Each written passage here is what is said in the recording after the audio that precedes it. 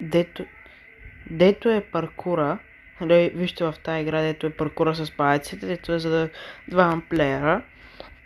Знаете ли кое ми е любимото? Освен, че мога да троваш другия и да го нервиш и да го гледаш как крещи, и го специална Brain Rot стаичка.